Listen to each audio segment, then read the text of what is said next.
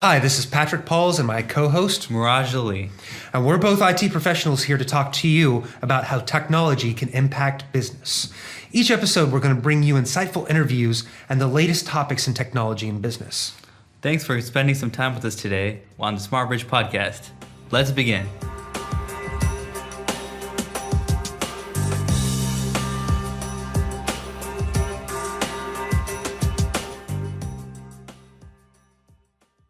So the title of today's episode is going to be Adapt or Die. And what Miraj and I want to talk to you a little bit. What? Adapt or die. Adapt or die. That's what I said. Wow. Yeah, it's kind of intense, but I mean, when it comes to business, it's a dog-eat-dog world out there. But what we want to talk about is some of the successes and failures in business and how IT and a couple of other transformations have taken place that can either really benefit or really hurt these companies. So what do you mean exactly by adapt or die? Because that's very ominous. Adapt or die. Well, what I'm really trying to talk about is how digital transformation is the modern day equivalent to Darwinism.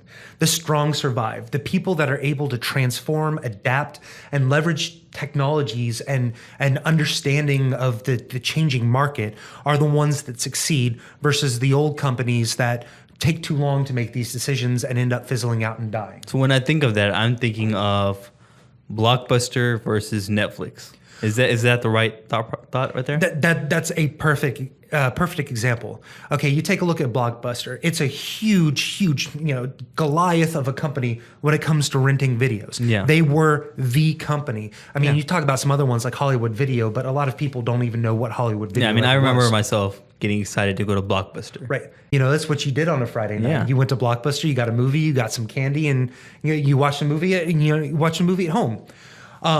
But you take a look at Netflix in the modern age and what they were able to leverage technology and basically create a new process and a new market out of nothing. And it became a direct competitor to Blockbuster to the point where Blockbuster didn't adapt fast enough. They couldn't respond and they died. Yeah, I mean, Blockbuster was fine when Netflix was shipping out DVDs, but once they came out with the streaming service, which is what you're saying was that new frontier for them. That's when Blockbuster didn't adapt in time. Right. And now they died and Netflix kept adopting. Blockbuster saw what was going on. They tried to rent out those DVDs, do them through mail, and they tried to do some digital streaming stuff. But by the time that happened, they were too late. It was way too far Way gone. too late. Yeah. Too little, too late. You're really saying that? Okay, awesome. But what we want to take a look at is, in general, not just necessarily Blockbuster and Netflix, but take an idea of what these companies do right and what these companies do wrong that actually go around these decisions and how they were able to transform or not. Yeah, and the implications of that transformation. So before we get into that, if I'm a company, the underlying question is, why is change necessary? If either I'm at the bottom or I'm one of the top companies in my industry, I have to ask the question, why do I have to change? Well, and if you're actually at that point where you're asking yourself, why do you have to change? You're already way too far behind the power curve. What you need to be asking yourself is, how do I change to make myself better? How can my corporation shift from what it's doing right now to innovate and to adapt to this new area, this new frontier, the digital frontier that we're having specifically? Agreed, but also asking why is a big part of why you're driving yourself, right? So obviously there's the need to stay relevant. There's the need to adapt to the speed of change of technology, and also just higher expectations, right? We've been living in an era now where we're getting things faster, better, stronger, and now companies have to adapt to that kind of thing quicker. Right. I mean, you take a look at capitalism in general and our country, several hundred years ago, 1776, and you look at the state of business then. People could adapt and change, but it was at such a slow pace. We're talking about there's no communication. Trends took decades to get around the globe. Yeah. So you could really analyze what's going on and you can make these changes, and you knew that they were coming because it took so long. But in today's era, with the digital technologies that we have, it's just not possible. You have to be fast. You have to know it and do it, and you have to have all that in place and make it happen. Yeah. But the good thing is we're living in a time where the technology that's existing allows us to adapt and to grow quicker than ever before. Right. It's a double-edged sword. Yeah. So you can grow and innovate faster, and you have all of these tools and technologies available to you. But at the same time, if you don't adapt and change at that speed, you'll get left behind. So I still have to ask the question, what is my current situation? If I'm an organization, right? What is my current situation? Am I innovating? Am I in the innovative phase, or am I kind of meeting a plateau in terms of the things that I'm doing? Are things getting stale? But also I have to ask myself, what currently are the ways that I'm identifying trends, right? Because identifying trends allows you to identify opportunities to gain an advantage or grow as a company. Right. And one of the things that I think we should discuss is a couple of kind of key traits of modern enterprises and corporations that set the stage, that allow them to do to have the fundamental capacity to make this change. Okay, awesome. So we're talking about adapting or dying. Can you give me, now I know a lot of companies have tried to adapt and tried to innovate. So is there ever a case where, or you can give me an example of a company that has tried it, but they've perhaps failed in that endeavor? Well, yeah. One of the things that I'd like to talk about, we talked about Netflix earlier, and I think we need to definitely revisit Netflix in a minute and talk about how innovation and change is a good thing, but too much innovation and too much change too quickly is just as bad as not innovating enough. But before we do that, let's set the stage a little bit and talk about those traits of the modern corporation, like I was talking, like I mentioned before. I didn't mean to jump the gun. Right. So we've talked a lot about innovation, but we haven't really gone into any specifics about what we mean by innovation. Innovation means a lot of different things to a lot of people. Specifically, we're talking about innovating with new products, not just new technology, but coming up and developing a market space that does not have anything right now. A perfect example of that is the cell phone and then the smartphone as kind of the next logical step with that.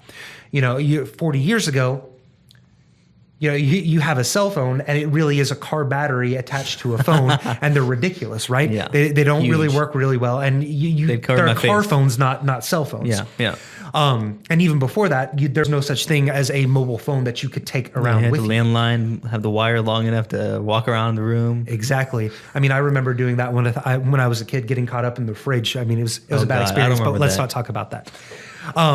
So innovate these new products, right? Yeah. Now, another thing is talking about processes, right? Not only do you need to innovate products, you need to develop new processes, not just optimize existing processes, but understand truly what your business is doing, what you're trying to do, and build those processes on the front end and the back end.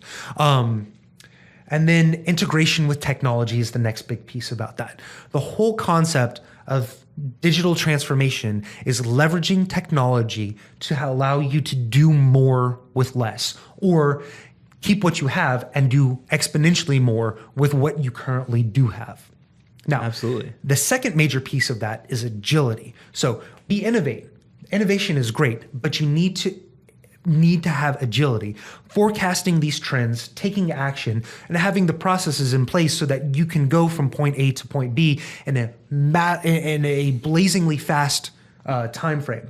We go back to the Blockbuster example. They were able to do that forecasting. They saw the trend. They were able to execute that change and take action, but it took them years to do it opposed to months, and that ended up contributing to their downfall. Yeah. And then the last thing is your adaptability. But we're not talking about just making one change or adapting to one feature. We're talking about maintaining this change and the relevancy of your company over the long term. So you mentioned adaptability, So innovation, let's give them a recap. agility, Yeah. and adaptability over the long term. Okay. So, so we were talking earlier when I jumped the gun about successes, or failures, even though you try to innovate. So you were saying maybe you came too fast. So is Google with their Google glasses the example right there? Basically, this is just my opinion from what I've seen. Of course. But Google glasses were 8 to 10 years too early. Now, you look at Gartner and you look at a lot of other firms that specifically do forecasting and trending analysis, and you'll see that there's going to be a significant market space for wearable technologies or augmented reality type of technologies. Google was on the forefront of that, but you look at 2018, 2020, 2026, you take a jump in those years and everyone's going to have some type of technology that they're wearing, they're using, that's augmenting. I mean, you take a look at us right now, even though we're not using augmented reality, most of us or a lot of us have fitness trackers or some other type of device that we carry around in addition to our cell phone that helps, that's an assistant or gathers metrics or does something else with us. So wearables are here, but the augmented reality, they just jumped the gun on a little bit. And I'm not saying they lost a lot of money because they're at the forefront of that R&D, but they just were too early introducing that. Yeah, who knows? Maybe they learned a lot from it and now they are kind of implementing changes based on the feedback, and they'll come back in a few years with something even better than we expected. Right, and then you take another look at some of the other technologies now, like the Oculus Rift and some of the other VR type of things, and you see it is starting to gain a foothold, and people do want it. It's just, again, 6 years ago, no one, they were pipe dreams, not realities, and they were just early with it. Okay, so we've talked about in detail why companies need to change. We've given them examples of companies that have found a trend or even created their own frontier, their own kind of space. Now, how does a company go from that kind of a model or from a model of old to one that can adapt quickly? So one of the things that I want to talk about is anticipating the time for change. So at the very basic level, you can simply just by asking the right questions, you can figure out, hey, like is my business stagnant? Are we plateauing? Are we seeing any growth? We have all the data to kind of figure out percentage wise if we're selling enough revenue, enough customer service, whatever the business value, business objective is, right? So just asking the right questions. Is my business being stagnant? Are we innovating at all? Are we even thinking about that? Are we even in that kind of mindset, right, of innovation? I know business is about making money. Yeah. But one of the things that you can say is if the stockholders and all the C-level executives are happy and nothing's going on, you're behind the power curve. You need to be uncomfortable. Your company needs to be uncomfortable because if you're not developing and you're not breaking these on this frontier, this digital frontier, and breaking through and developing something new, again, you're already behind the power curve. Yeah. Now, I'm not saying you need to go march up to your CEO's office and say, we're not changing fast enough, make this happen, because, career suicide and whatnot. But my point being is, if you're comfortable, you're probably behind the power curve and you probably need to step it up because there's potential for you to be better. So you have to have that mentality, first of all, is innovation. What's the next step? How do I do it? Asking the right questions, setting yourself up for that kind of success. If you're not doing that, then you're already behind. Right. And so we talked about anticipating time for change. Also, maybe identifying and anticipating trends, right? So like you mentioned, blockchain. We've talked about blockchain. Social media kind of became a huge thing for marketing. Right. I mean, and you take other things. So the Six Sigma, Lean Six Sigma, these methodologies, these were processes that were either implemented or drastically improved and changed by different types of technologies. And understanding that those are coming down the pipe, understanding that you can take advantage of them is a huge piece. But again, going back to what you were saying earlier, you have to shift the mentality of the business from we're doing well, let's hold what we got, to let's start looking at this new thing. Let's look at the next thing. pay attention to the young folks, the up and comings in your corporation, in your business, and say, what are they doing? There's so much change happening so quickly, and it's increasing at an exponential rate that if you're using your old mentality of we have years or decades or even months to adapt to this and change, you're not going to be able to make it. So you have to pay attention to the trends and technologies that are going on. You have to invest that time to understand what the tools are and how they're affecting the processes and how they can be best leveraged to provide value back to your business. Absolutely, that's for sure. And you also have to look at kind of redefining the vision. If your vision is outdated, then it doesn't serve the purpose. It has to be something that can be kind of universal and evergreen, so that with your vision, you have, first of all, you have the people behind you, but if you build a culture around it of innovation and it's a vision that's grand, then you can kind of address the current state and kind of go into that kind of mentality. Right. And I'm glad that you brought that up, because you take a look at a lot of companies, especially smaller companies. We're talking, $10 million companies and below, that they have a mission statement, but they don't have a vision. Yeah. Their vision is, I don't want to die and I want to make money. And you take a look at that. It's reactive. Exactly. It's a reactive, not a proactive type of methodology. Yeah. And again, if you stagnate, you die. That's just how it is in the new digital market space. Oh yeah. So, you have to think of it like this. Okay, you have to know where you're going before you get there. You talk about anything from working out in the gym to saving up for your first house, whatever it may be. You have to establish goals. You have to know what you want to do before you can get it done. Otherwise, you're spinning your wheels and you're wasting time and resources on keeping something at the status quo. That's the entire point behind this conversation today. Is that you can't maintain the status quo. You have to adapt or you die. Yeah, and once you figure out where you want to go, how you want to get there, then you have to take massive action, which that's the biggest thing, right? You can kind of get all this information, you can hold on to all this data and not do anything with it, or you can kind of build the culture or encourage the brainstorming of different ideas and different things that have never been tried, so that you can kind of, if anything, you come up with that new space where you can kind of transform your company digitally. Right. And you bring up another great point that I didn't even consider, is that you said massive change, right? Yeah, massive and action, yes, yeah. This is a massive paradigm shift for a lot of companies. But as always, break it down into incremental changes, right? You don't need to make all this change overnight. As long as the first step in correcting a problem is identifying that you have one. Yeah, absolutely. Right? So what you need to do is you need to analyze what it is. You need to find out what you do, and you need to see, try and understand where you can make these small changes that push the company in that right direction. You have to shift that vision of the company and do it in a small incremental pieces. So you have to anticipate a time for change, redefine the vision if it's not already in line with the current status or current market, right? And then also just take incremental changes once you've figured out where you want to go, and take massive action, and also just keep having that mindset of identifying trends to maybe somewhere create your own frontier, your own space where you can be the leader like many others before.